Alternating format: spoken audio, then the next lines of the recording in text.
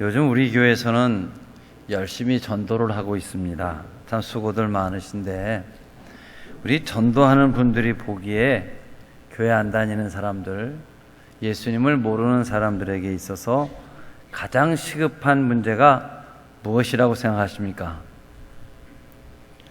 믿지 않는 저들에게 가장 시급한 일은 빨리 교회 나와 예수 믿고 구원받는 일이죠. 모든 사람이 다 구원받아야 될 대상들입니다. 그러면 이미 구원을 받은 우리들에게 무엇입니까? 구원은 목표가 아닙니다. 구원받지 못한 사람들에게 가장 시급한 문제는 예수 믿고 구원받는 일이지만 이미 구원을 받은 사람들에게 구원은 더 이상 목표될 일은 아니죠. 이미 구원받은 사람들에게 구원은 하나님의 축복과 영생을 위한 출발점에 온 것입니다. 주님께서 우리에게 기대하시는 삶을 이루며 나를 구원하신 하나님을 영화롭게 하는 일, 이것이 그리스도인 구원받은 사람들의 삶의 목표입니다.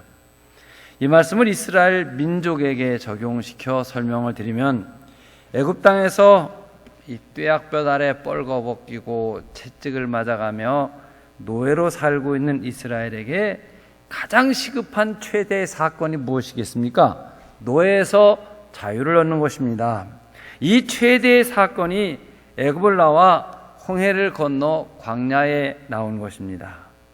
홍해 이쪽은 애굽이고 홍해 건너면 광야입니다. 홍해를 건넜다는 말은 애굽을 떠났다는 말이고 노예에서 자유를 얻었다는 말이며 구원받은 것입니다. 이제는 애굽의 노예가 아니라 하나님의 백성이 된 것입니다. 그러나 애굽 땅에서 나온 그들에게 애굽 땅에서 나왔다는 사건 그 자체는 삶의 목표가 될 수 없는 것입니다. 그들의 목표 지점은 가나안 땅입니다. 그들의 조상인 아브라함에게 약속한 가나안 땅이죠. 홍해를 건너는 감격스럽고 극적인 체험, 신분을 바꾸는 대단한 일이지만 홍해를 건너는 것이 목적이나 목표가 될 수 없습니다. 하나님께서 예비하신 땅, 그 땅에 들어가 하나님께서 원하시는 축복을 누리며 하나님께 영광을 돌리며 살아야 됩니다. 바로 이 문제를 다루는 책이 여호수아서입니다. 우리들이 알고 있는 바 안타까운 것은 약속의 땅에 들어가 영화로운 삶을 원하시는 하나님의 뜻을 모르고 이스라엘은 애굽 땅에서 자유를 얻은 그 감격, 일회용 감격에 독취해 목표 지점 가나안 땅에 들어가질 못하고 광야를 방황하는 비극적 삶을 살았다는 것입니다. 그런데 여러분, 이와 똑같은 일이 그리스도인 된 삶 속에도 있습니다. 여러분은 죄 사함을 받고 자유를 얻었습니다. 하나님께서 우리의 죄를 다 사하시고 구원해 주셨습니다. 하나님의 자녀가 되었습니다. 하나님의 자녀가 된 우리가 가야 될 목표는 하나님께서 예비하신 놀랍고 감격스러운 역동적 삶 속에 들어가 하나님을 영화롭게 해야 하는 것이죠. 이것이 우리의 목표임에도 불구하고 간신히 죄악 세상을 벗어났다. 지금 나 예수 믿고 있어. 교회 다니고 있어. 여기에 만족이나 자랑을 삼고 있다면 광야에서 방황하고 있는 이스라엘과 같다는 뜻입니다. 사랑하는 성도 여러분, 여러분의 시선을 가나안 땅에 집중하시기를 바랍니다. 그러면 가나안 땅은 어떤 의미가 있는 것입니까? 약속의 땅으로 하나님이 보증하신 선물입니다. 3절을 보면 같이 크게 읽겠습니다. 내가 모세에게 말한 바와 같이 너희 발바닥으로 밟는 곳은 모두 내가 너희에게 주었노니 곧 광야와 이 레바논에서부터 큰 강 곧 유브라데 강까지 해쪽 속의 온 땅과 또 해지는 쪽 대해까지 너희의 영토가 되리라. 자, 이 전능하신 하나님께서 팔레스타인 땅을 이스라엘 백성에게 선물로 주셨다는 보증의 말씀입니다. 이 땅은 반드시 이스라엘의 땅이 될 것입니다. 왜? 하나님께서 주셨기 때문입니다. 그런데 이 가나안의 약속의 땅은 잘 차려진 밥상처럼 포장된 완제품이 아니었다는 것입니다. 6절을 보면 그 땅을 선물로 주시는 하나님께서 그 땅에 들어가려는 이스라엘에게 하시는 말씀이 강하고 담대하라. 내가 너희 조상에게 준 땅을 내게 주니 극히 강하고 담대하라. 이 말을 깊이 생각해 보면 깊은 의미가 있는데, 강하고 담대하라, 오직 강하고 극히 담대하라. 저쪽에서 반격이 있고 못 들어가게 하니까 들어가기 위한 싸움이 있다는 것을 예견된 이야기지요. 그냥 들어가기만 하면 낙원이다. 숟갈만 들어가면 밥상에 차려져 있다 하면 들어가라, 그러시고 끝날 텐데 담대하라, 극히 담대하라, 왜 그 말씀을 하시겠냐 이 말이에요. 그냥 떨어진 알밤 줍듯 그냥 얻어지는 것이 아니란 말이에요. 피와 땀을 흘려 수고하여 애써서 얻어야 할 땅이기에, 그 땅에 들어가서 어렵사리 얻어야 할 것이기에 이런 당부를 지금 하고 계시는 것입니다. 한 아버지가 임종을 앞두고 아들 삼형제를 머릿맡에 무릎을 꿇고 앉게 하셨습니다. 이 아들들은 일하기를 싫어하고 게으르고 아버지 돈만 꽃감꼭지 빼가듯 빼먹고 사는 아주 게으른 아이들이었는데, 자기가 세상을 떠나고 나면 이 아이들이 어떻게 살아갈까 걱정한 아버지가 그 아들에게 유언을 합니다. 애비가 평생 땀 흘려 모은 재산을 저 앞에 논과 밭에 보물로 만들어 묻어놨다. 애비가 죽고 나서 장사를 치르고 나면 너희들은 그 논과 밭을 파헤쳐서 그 보물을 찾아서 잘 살아야 된다. 그리고 아버지는 돌아가셨습니다. 아버지가 돌아가시고 장례를 잘 치른 이 아들들은 본격적으로 논과 밭을 뒤엎기 시작을 했습니다. 새벽부터 밤늦까지 며칠을 땅을 뒤집어 엎어도 보물이 없습니다. 그러자 큰아들이 땀을 흘리면서 나무 밑에 앉아서, 얘들아, 내 생각엔 아버지가 보물을 이 논과 밭에는 감춰놓은 것 같지가 않다. 우리에게 열심히 일하는 그 자체가 보물인 것을 알게 하시기 위해 그렇게 말씀하신 것 같다. 우리가 얼마나 게으르고 일하기 싫어했으며 아버지 재산만 축냈니? 아버지가 분명 일하는 교훈을 주시는 것일 것이다.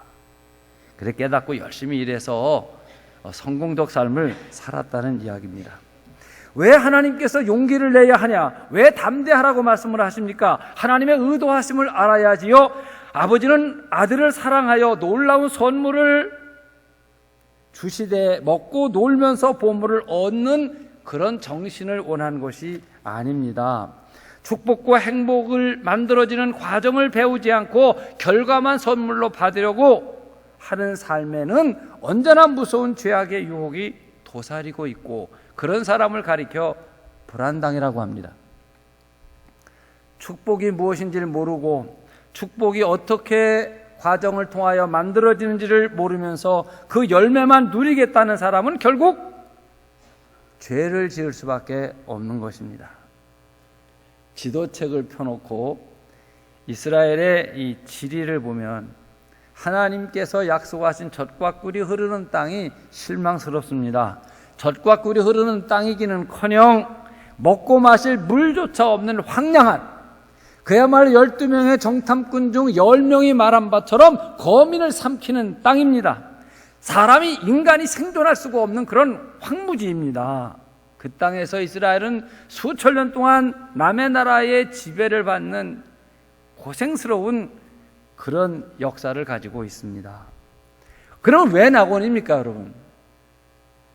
그들이 하나님 말씀에 믿음으로 순종하여 살면 천국이 됩니다. 애굽 쪽에서, 지금의 이집트 쪽이죠. 이집트 쪽에서 버스를 타고 스웨즈 운하를 거쳐 이제 이스라엘 쪽으로 가면 다 사막입니다. 그렇게 몇 시간을 가다가 이스라엘 국경이 딱 나와 앞에 보면 짙푸른 녹색 초원이 연결됩니다.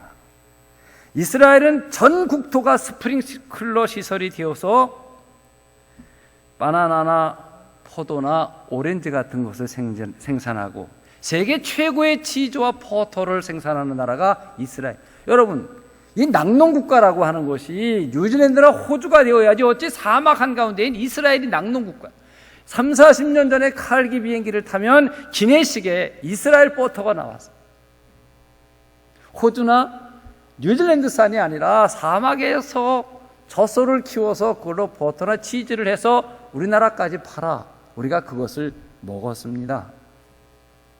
하나님께서는 이스라엘 백성들에게 가나안 땅을 보증해 주셨습니다. 그러나 그들이 발바닥으로 밟는 것만 확실한 그들의 영토가 됩니다. 그들이 밟지 않는 곳은 그들의 땅이 되지 않습니다. 완성된 완제품을 준 것이 아니라 미완성의 선물로, 그러나 너무나 크게 주시고 성실하게 노력하여 얻으라는 것입니다.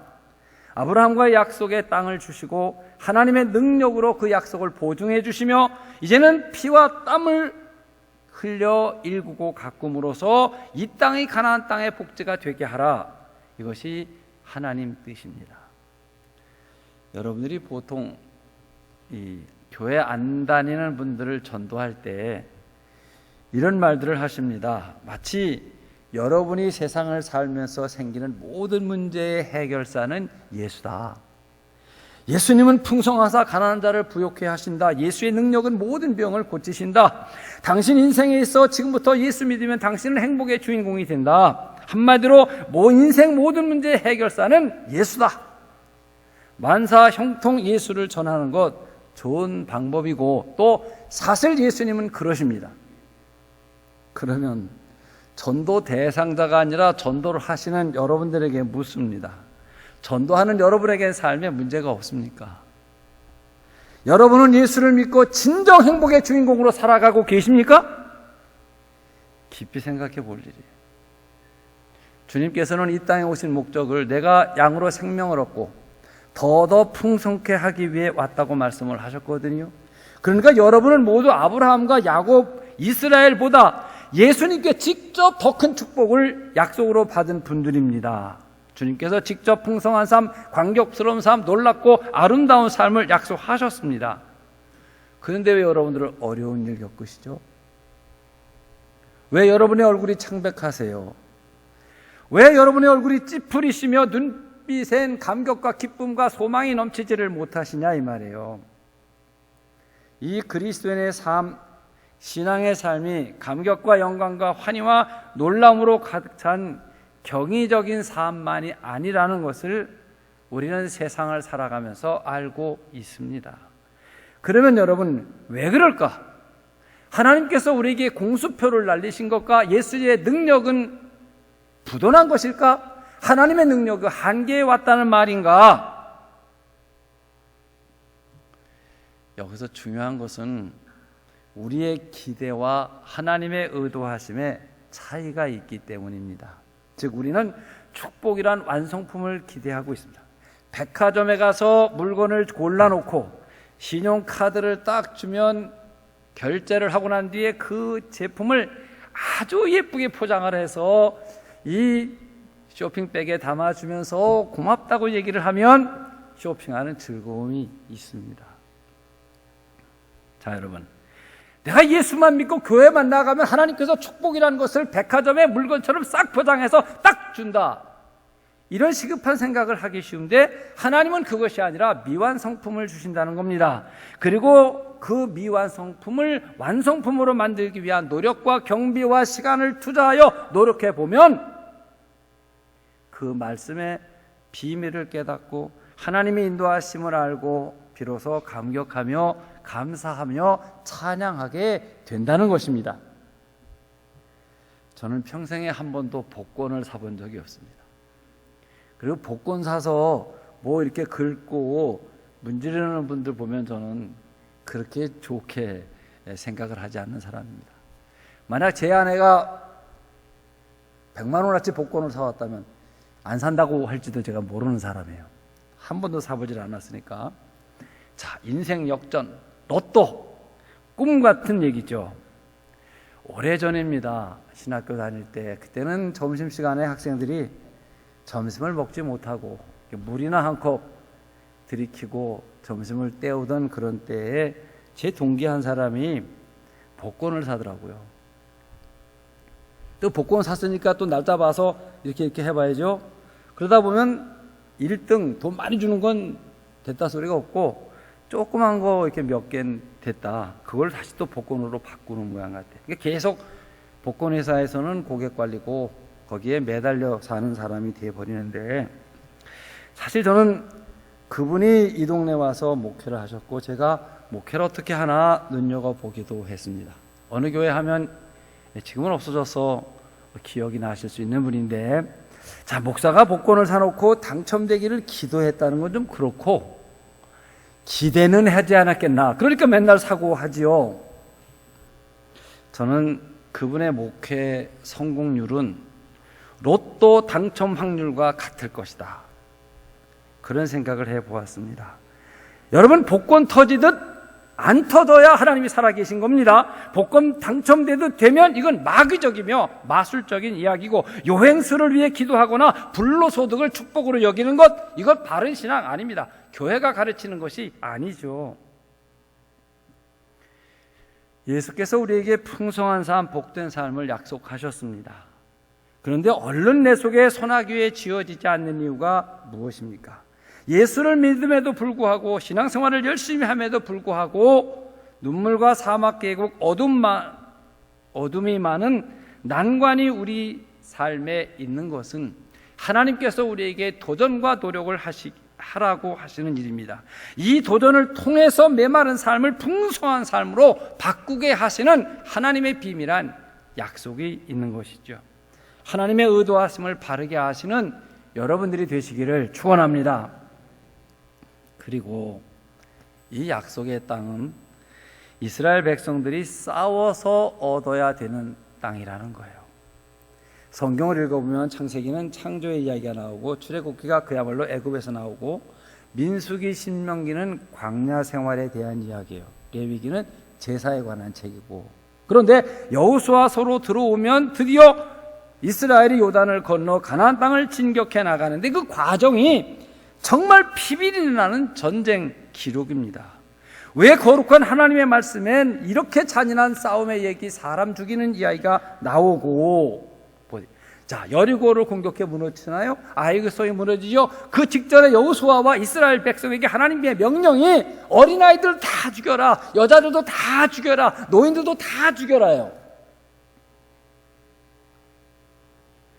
그걸 왜 그런 말씀을 하셨으면 우리는 몇천 년 전 이스라엘이 사람 죽인 얘기를 왜 설교 시간에 하겠어요, 여러분? 굉장히 중요한 이야기예요. 영적으로 해석을 해보면 우리 자신들이 신앙생활을 하고 우리의 삶, 인격 안에 하나님 나라가 이루어지고 우리의 생애 가운데 하나님의 나라가 이루어지는 것은 먼저 나를 점령하고 있던 원주민들을 다 죽이기 전에는 안 되는 거예요.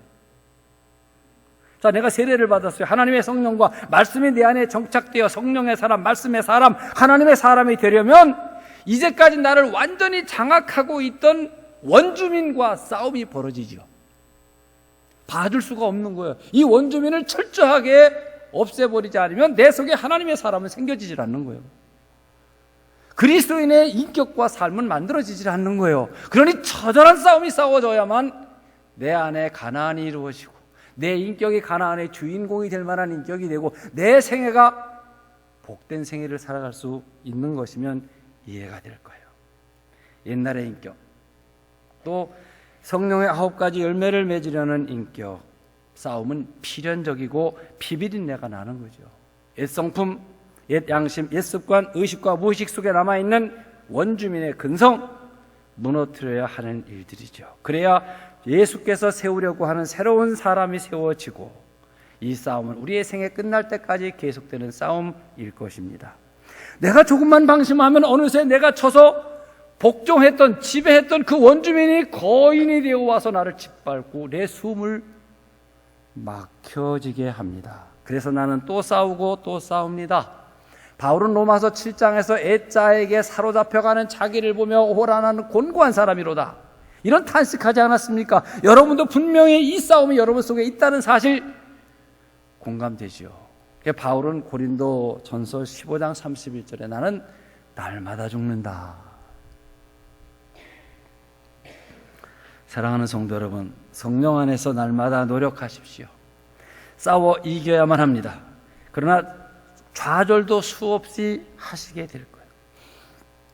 오늘 이 본문이 4절까지로 끝났다면 우리는 절망할 수밖에 없고 가나안 땅의 주인공이 되지 못했을 것입니다. 그러나 감사한 것은 하나님께서 우리를 절망 가운데 버려두지 아니하시고 5절에 새 약속을 우리에게 주십니다. 5절 6절 보면 시작.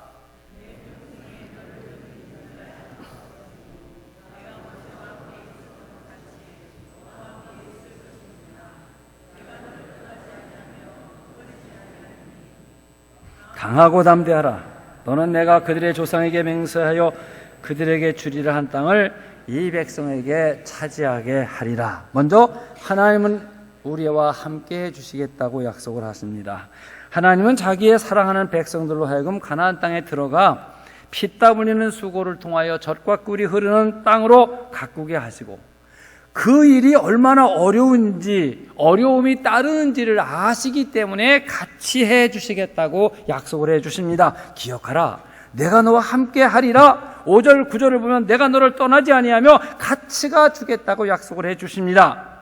이것은 여호수아에게만 하는 약속이 아니라 모든 시대의 그리스도인 하나님의 사랑을 받은 모든 사람들에게 주시는 변함없는 주님의 약속인 것을 믿으시기를 바랍니다.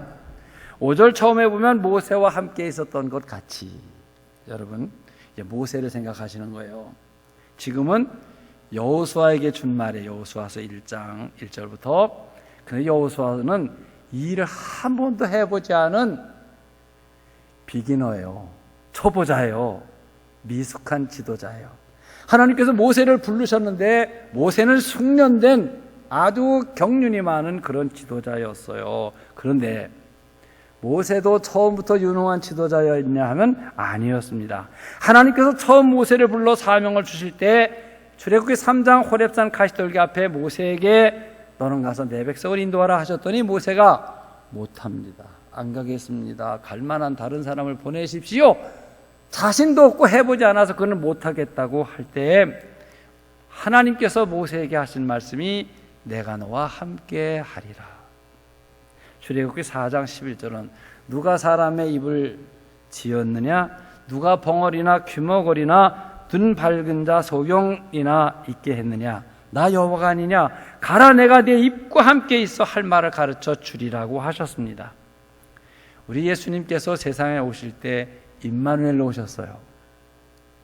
예수님께서 세상을 떠나실 때 11 제자들에게 마태복음 28장 19절이야 맨 끝입니다. 너희는 가서 모든 족속으로 제자를 삼아라. 자, 모든 족속, 전 세계인들을 예수의 제자로 삼으시라고 하는데 그 11 제자는 한 번도 외국 여행을 해본 적이 없는 사람들. 갈릴리 강가에서 태어나서 거기서 먹고 자라고 평생을 그 범주를 벗어나지 못한 사람이에요. 여러분 2000년 전에 무슨 비행기 타고 외국 여행 갔겠습니까? 그런데 그 제자들을 모든 족속을 복음화시켜라 하면서 하는 말씀이 내가 너희와 함께 있으리라. 세상 끝날까지 너희와 항상 함께 있으리라.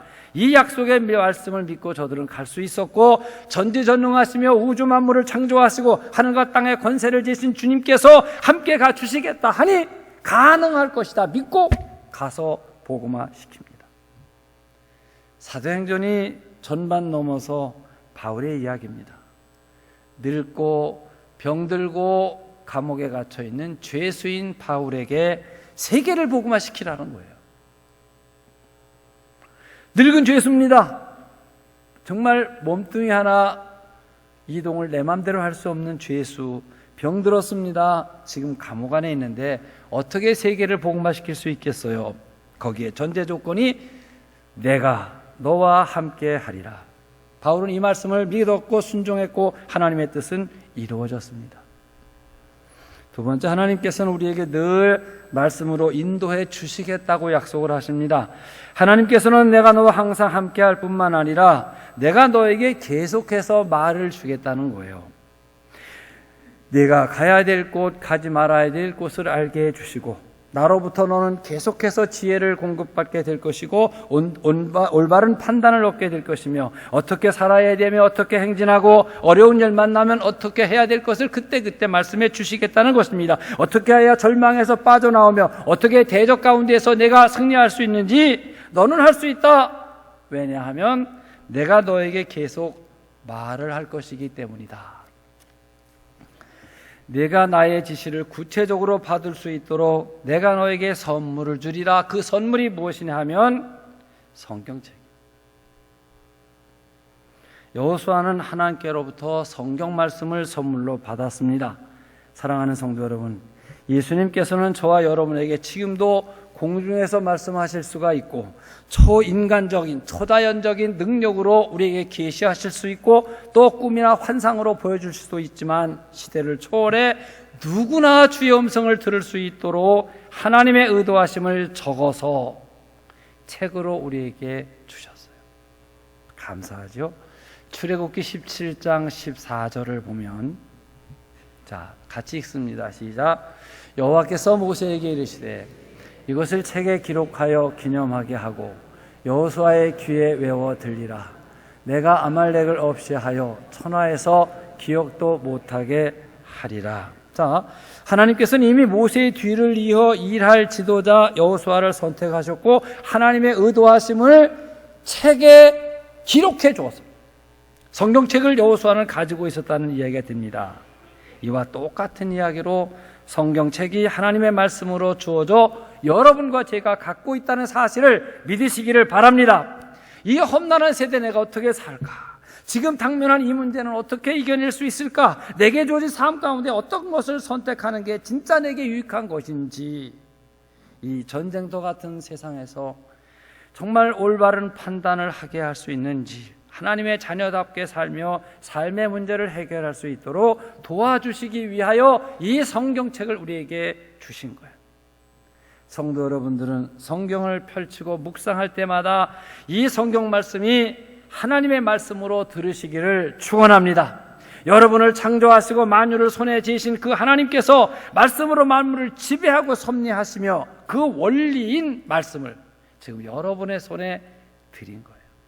얼마나 감사한지 모릅니다. 그렇게 될 때 자연히 그 말씀을 지키면 형통하게 되는 거예요. 삼국지를 안 읽어보신 분은 없죠. 몇 번 읽어도 흥미 있는 책이 삼국지인데 거기 보면 유비나 관우나 장비, 여폰이 이런 사람이 있어도 제일 우리가 탁 생각나는 것은 신출 귀몰한 책략가인이 제갈공명입니다. 그렇죠?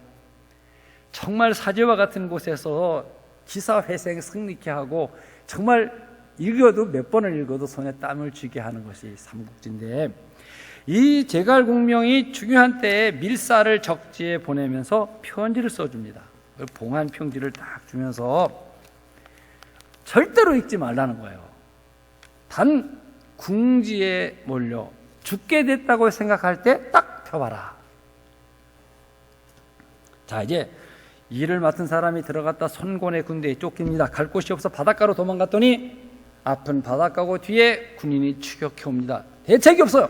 그래 그걸 딱 읽어보고 보니까 앞에 제갈공명이 배를 대놓고 기다리고 있어요. 성경은 하나님께서 우리에게 주신 사랑의 축복의 편지입니다.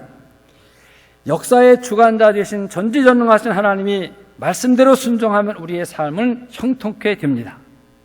참 시대가 변하고 가치관, 국가관, 철학, 인생 모든 게 혼돈하고 어떤 것이 바른 진리이길 사람답게 사는 길인지 그런 시대에 우리가 살아요. 그런데 성경은 우리에게 변하지 않게 내 부모를 공경하라. 내 자녀를 주 안에서 양육하라. 너희 부부는 이렇게 살아라. 홍해압과 같은 절박한 상황에서 너는 이렇게 하고 환난 날에 너는 내게 불러라. 내가 대답해 주겠다. 내 마음이 슬프고 답답하냐? 왠지 모를 불안이 휩싸여 엄습해오냐? 내가 너와 함께 있으리라. 내가 네게 말할 것이다. 내 음성을 들으라. 그리하면 형통하리라. 사랑하는 성도 여러분, 하나님의 말씀이 내게 들려와 내가 그 길로 순종해 가고 우리의 영안이 열려 하나님이 함께 하심이 보여지고 그 음성에 순종되어진다면 여러분이 계시는 곳이 낙원입니다. 에덴 동산이 그곳입니다. 하나님의 말씀이 들려주고 순종되고 있다면 그것은 황무지가 아니라 낙원입니다. 그곳은 조화의 세계이며 하나님이 의도하신 세계요, 하나님께서 더 축복의 곳으로 인도하는 과정 속에 여러분이 계신 거예요. 사랑하는 성도 여러분, 우리 그리스도인의 삶이 단면만 보면 그렇게 아름다운 것이 아닙니다. 불신자들보다 똑같은 세상을 살아가며 우리가 말씀을 지켜 산다는 것 때문에 세상이 더 험한 가시밭길 같지요. 그리고 여기서 실망하면 우리도 쓰러지는 것입니다. 그러나 불신자들과 우리가 다른 것은 우리는 주님이 함께하고 계심을 보고 있고 그 음성을 듣고 순종하는 것이 세상 사람들과 다른 것이에요. 여기에 삶의 불모지가 위대한 약속의 삶으로, 희망의 삶으로, 위대한 창조의 삶으로 변화되는 것입니다. 오늘 여러분 모두가 여호수아가 되셔서 여호수아서 1장 1절부터 9절까지 주시는 말씀이 여러분에게 주시는 말씀으로 들려지게 되시기를 축원합니다. 가나안의 정복, 그 주인공이 다 되시는 여러분들이 되시기를 축원합니다. 기도하겠습니다. 사랑하시는 주님, 은혜를 감사드립니다. 모세를 부르시고 한 번도 해보지 않았고 미지의 땅을 지도자로 가야 되는 여호수아에게 약속의 땅은 하나님이 보장해 하시는 땅이다. 그러나 너는 담대하라. 내 발바닥이 닿는 곳을 너의 영토로 주리라. 너는 좌로나 우로나 치우치지 말라. 그리고 여호수아는 그 말씀을 따라 갔을 때 승리한 삶을 살았습니다. 우리 모두가 성령 안에서 여호수아가 되어 주시는 말씀 듣고 담대하여 험난한 세상 승리하고 가나안의 주인공이 되는 우리들 되게 하여 주시옵소서. 귀하신 예수님 이름으로 기도하옵나이다. 아멘.